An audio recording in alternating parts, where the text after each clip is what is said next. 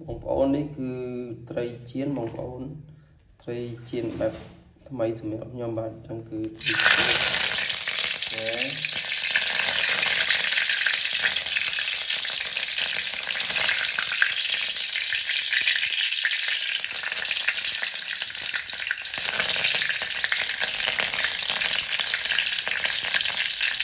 ននេះគឺត្រីចៀនបែបថ្មីសម្រាប់ខ្ញុំបាទអញ្ចឹងគឺវាដាក់ត្រីមក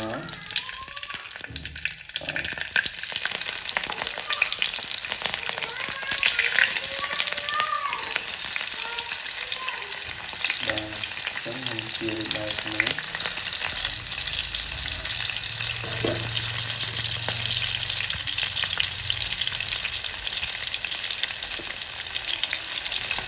យើងនិយាយចូលមិនទៅដល់បងចឹងបើទៅយើងទៅប្រឡប់ទៅគឺខ្ញុំជួលមកតា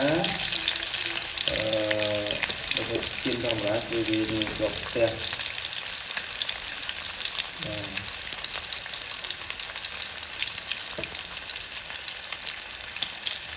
អង្គចូលចូល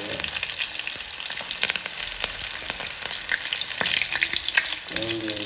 ទៅលើបន្តិចដើម្បីឲ្យវាស្អិនល្អមក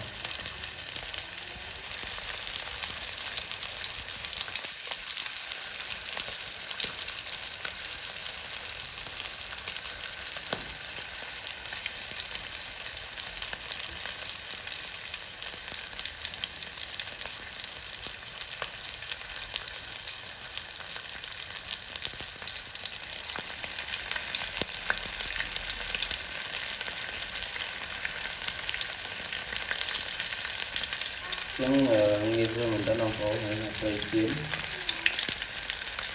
technique មួយ technique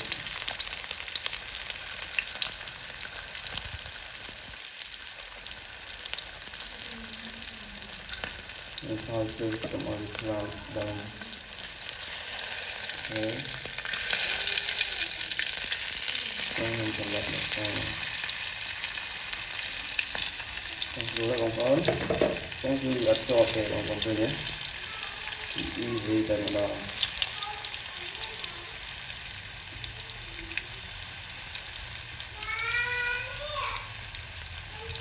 ហើយ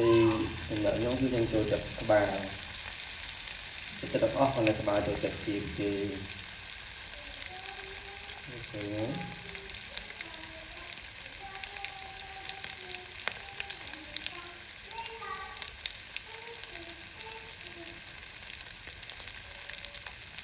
យើងនឹងបានត្រីជាមួយយ៉ាង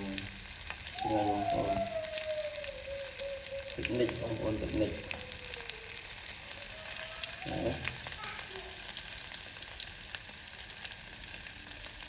ជាប់ផ្ទះទេ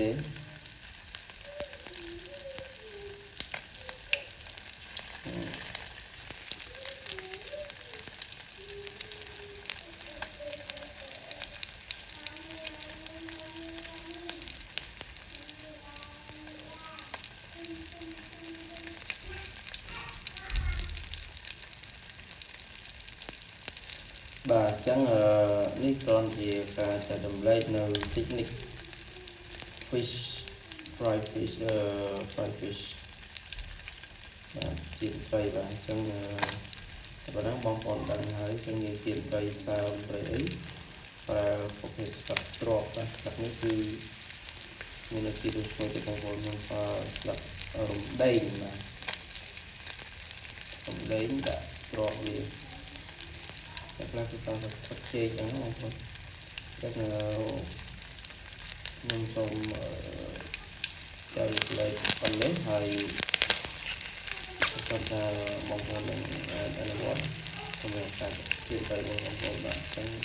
សូមអរគុណច្រើនសម្រាប់ការតាមដានវីដេអូបាទអរគុណច្រើន